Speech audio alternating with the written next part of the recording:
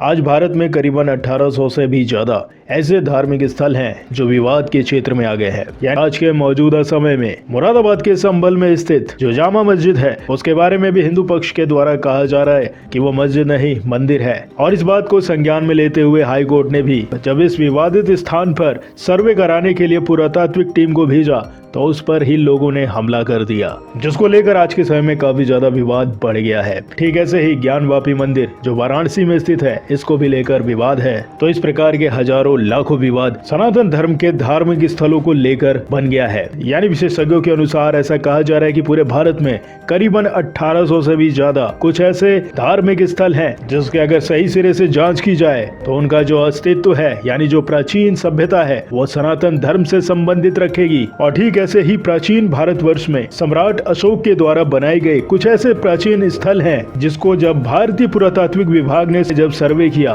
तो उनके द्वारा खोजे गए कुछ शिलालेखों में ऐसी प्राचीन सभ्यताओं की भाषाएं लिखी हुई हैं जिसका संबंध भारत के प्राचीन सम्राट अशोक से है। लेकिन अभी तक उनकी मिली हुई कुछ शिलालेखों में कुछ ऐसी भाषाओं में उन्होंने लिखा है जिसके बारे में कहा जाता है कि इस लैंग्वेज का संबंध भारत की सबसे प्राचीन खोष्टी और ब्राह्मी लिपि से है। क्योंकि जब आप इतिहास के पन्नों को पलटेंगे तो पाएंगे कि हिंदुस्तान में सम्राट अशोक का शासनकाल 269 ईसा पूर्व से लेकर 231 ईसा पूर्व तक था और अंग्रेज भारत में वर्ष 1600 ईस्वी के बाद आए थे।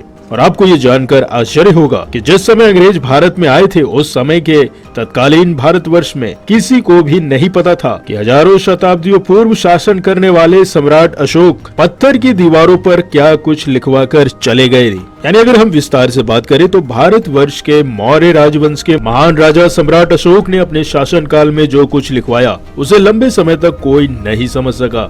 लेकिन जब एक अंग्रेज भारत आया और उसने सम्राट अशोक द्वारा लिखवाए गए शब्दों को पहली बार पढ़ा तो उस जमाने के लोग बाग भौचक्के रह गए थे। क्योंकि जब 1600 ईस्वी आई थी तब उस समय भारत पर मुगलों का आतंक काफी चरम पर था और वो भारतीय संस्कृति को धीरे धीरे खत्म करने लगे थे और लोगों को डरा डरा कर उनका धर्म परिवर्तित कर रहे थे। यानी उनका आतंक इतना ज्यादा खतरनाक हो चुका था कि लोग हिंदू धर्म को अब छोड़ने लगे थे और दूसरे धर्म में परिवर्तित होने लगे थे। लेकिन जब अंग्रेज भारत आए तो उनमें से कुछ अंग्रेज ऐसे थे जो भारतीय संस्कृति को देखकर काफी ज्यादा प्रभावित हुए और भारत के इन प्राचीनतम संस्कृति और धरोहरों पर वो रिसर्च करने लग गए। तो आज के इस वीडियो में हम जानेंगे सम्राट अशोक के उन शिलालेखों के पीछे की कहानी की आखिर वो दुनिया को क्या संदेश देना चाहते थे और आखिर क्यों उन्होंने अपने जीवन में 9 नंबर को काफी ज्यादा महत्वपूर्ण स्थान दिया।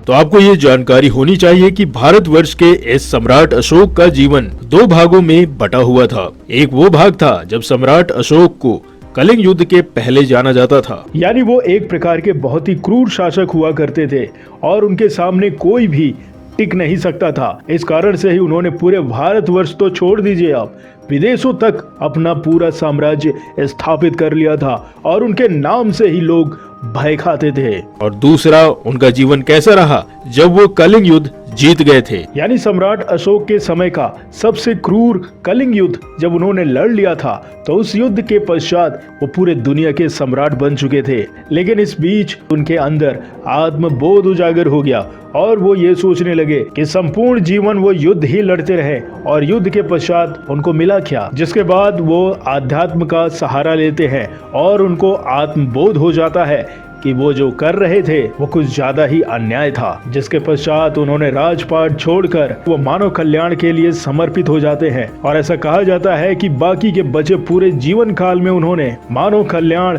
जीव रक्षा और पर्यावरण सुरक्षा के लिए अनेकों कार्य किए थे। और उनके इस कार्य में उनकी सहायता उनके स्वयं के पुत्र जिनका नाम महेंद्र और उनकी जो बेटी थी जिनका नाम संघमित्रा था उन्होंने बखूबी दिया था। अब यहीं से जब उनका हृदय परिवर्तित हो गया तो वो अपनी बातों को पत्थरों पर या फिर महलों की दीवारों पर लिखवा दिया करते थे, जिसे प्राचीन काल से लेकर आज तक हम शिलालेख के नाम से जानते हैं। यानी महान अशोक द्वारा सैकड़ों की संख्या में लिखवाए गए इन अभिलेखों में से अब तक करीबन 33 अभिलेखों को प्राप्त किया जा चुका है। यानी ये शिलालेख भारतवर्ष के अतिरिक्त बांग्लादेश, अफगानिस्तान, पाकिस्तान और नेपाल जैसे अलग अलग देशों में आज भी मिलते हैं और शिलालेखों और स्तंभों पर लिखी जाने वाली भाषा भारतवर्ष की अति प्राचीन लिपि जिसे मागधी, ब्राह्मी और खरोष्टी लिपि कहा जाता है उस लैंग्वेज में लिखी गई हैं।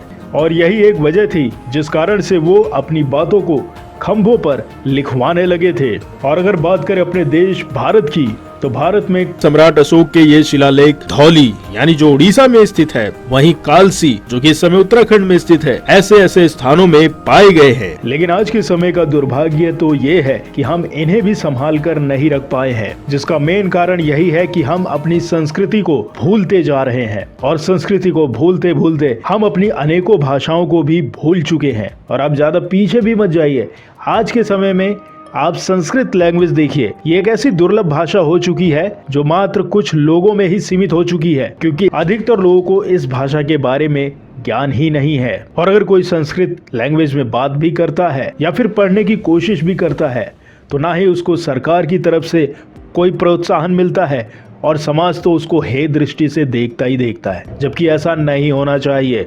क्योंकि अगर हमने अपनी मूल भाषा, अपनी संस्कृति को भूलते गए तो ज़ॉम्बीज में या जानवर में कोई अंतर नहीं रहेगा। और प्राचीन भाषाएं जब लुप्त होती चली गई तब ब्राह्मी लिपि और खरोष्टी भाषा का ज्ञान न होने के कारण लोग सम्राट अशोक के महत्वपूर्ण संदेशों को समझ पाने में असमर्थ थे।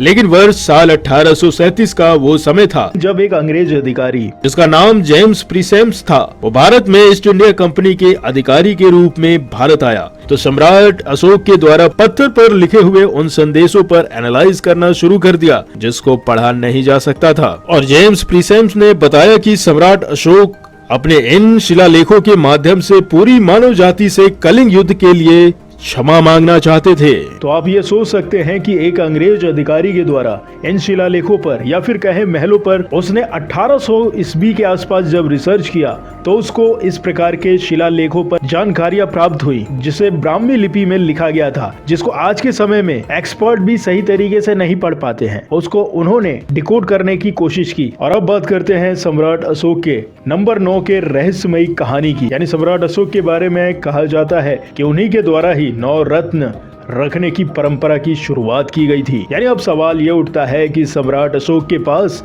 वे कौन 9 लोग थे जिनके बारे में कहा जाता है कि उनमें से प्रत्येक के पास अपने अपने ज्ञान कौशल की विशेषताएं थी। यानी उनमें से प्रत्येक विशेष ज्ञान से युक्त था और अंत में सम्राट अशोक ने उनके ज्ञान को दुनिया से छुपा कर रखा था, क्योंकि ये वो लोग थे जिन्होंने बड़े बड़े सपूत बनवाए, जिन्होंने ही विज्ञान और टेक्नोलॉजी में भी भारत को समृद्ध बनाया था। और कहा जाता है कि उनके ज्ञान को एक पुस्तक के रूप में संग्रहित उस जमाने में सम्राट अशोक के द्वारा किया गया था। और जिस पुस्तक को किसी विशेष व्यक्ति को सुपुर्द किया गया था, उसने पीढ़ी दर पीढ़ी उस पुस्तक या फिर कहे उस ज्ञान को आगे फैलाया। हालांकि जब नालंदा विश्वविद्यालय जल गया, इस पुस्तक में प्राप्त ज्ञान भी जल गया। और यही नहीं, भारत की अर्थव्यवस्था में भी सम्राट अशोक का एक महत्वपूर्ण योगदान था। यानी नोबेल पुरस्कार विजेता डॉक्टर अमर्त्य सेन के अनुसार सम्राट अशोक के काल में दुनिया की अर्थव्यवस्था में भारत की भागीदारी करीबन 35% थी। और सम्राट अशोक के काल में भारत पूरे विश्व में यानी ग्लोबली महाशक्ति हुआ करता था। लेकिन हिंदुओं के ही फूट के कारण, आपसी मतभेद के कारण जब मुगल और अंग्रेज आसानी से यहाँ पर आ गए, तब भी भारत की भागीदारी इकोनॉमिकली 23% हुआ करती थी। लेकिन जब भारत आजाद हुआ यानी 1947 का जब समय आ गया, जब अंग्रेजों ने भी भारत को बहुत अच्छे तरीके से लूट लिया और छोड़कर जब चले गए, तब भारत की जो भागीदारी थी वो महज 4% पे रह गई थी। तो मुगल हो या फिर अंग्रेज, इन्होंने भारत को इतना लूटा जिसको कह पाना कम शब्दों में बहुत मुश्किल है। तो कुल मिलाकर सम्राट अशोक को अपने विस्तृत साम्राज्य के बेहद कुशल प्रशासक और बौद्ध धर्म के एक महान प्रचारक के रूप में जाना जाता है, क्योंकि सम्राट अशोक के काल में बौद्ध धर्म की जो जड़ें थी वो मिस्र, सऊदी अरेबिया, अरब, इराक, यूनान से लेकर श्रीलंका और बर्मा, तो वहीं थाईलैंड, चाइना जैसे क्षेत्रों में बहुत ही तेजी से स्थापित हो चुकी थी। लेकिन अगर बात करें भारत की, तो भारत के एक बहुत बड़े भूभाग पर मुगलों और संपूर्ण भारत पर अंग्रेजों ने राज किया। इस दौरान कुछ मुस्लिम राजाओं ने यहाँ की संस्कृति और सभ्यता को नष्ट करने का भरपूर प्रयास किया। बाद में अंग्रेजों ने यहाँ के इतिहास के तथ्यों के साथ छेड़छाड़ की और भारतीय इतिहास को जानबूझकर भ्रमपूर्ण इसलिए बनाया ताकि आने वाली जो पीढ़ियां हैं उनको असली इतिहास की जानकारी मिले ही ना, और वो इन सभी घटनाओं को असत्य, झूठ या फेक मानने लगे। अब हालांकि इतिहास के साथ छेड़छाड़ करने वालों ने ज्यादातर मौके पर हिंदू धर्म ग्रंथों और स्मारकों को ही क्षतिग्रस्त किया। उनमें से भी उनका ध्यान मथुरा, काशी, अयोध्या और प्रमुख तीर्थ स्थलों पर ही ज्यादा रहा, जिसके चलते जैन बौद्ध धर्म ग्रंथों में इतिहास सुरक्षित नहीं रहा। लेकिन इतना बुरा करने के बाद भी आज भी भारत के फ्लैग में सम्राट अशोक का चक्र मौजूद है, तो वहीं संसद में सम्राट अशोक के द्वारा स्थापित किए गए उन सिंहों के भी प्रतीक स्थापित है। तो कुल मिलाकर इस धर्म को नष्ट करने की चेष्टा बहुत लोगों ने हर बार की है और करते भी रहेंगे। लेकिन अगर आपको सम्राट अशोक से जुड़ी ये जानकारी अच्छी लगी तो इस वीडियो को अधिकतर लोगों के साथ शेयर जरूर करिएगा। फिर मिलते हैं किसी दूसरे टॉपिक के साथ, तब तक के लिए नमस्कार।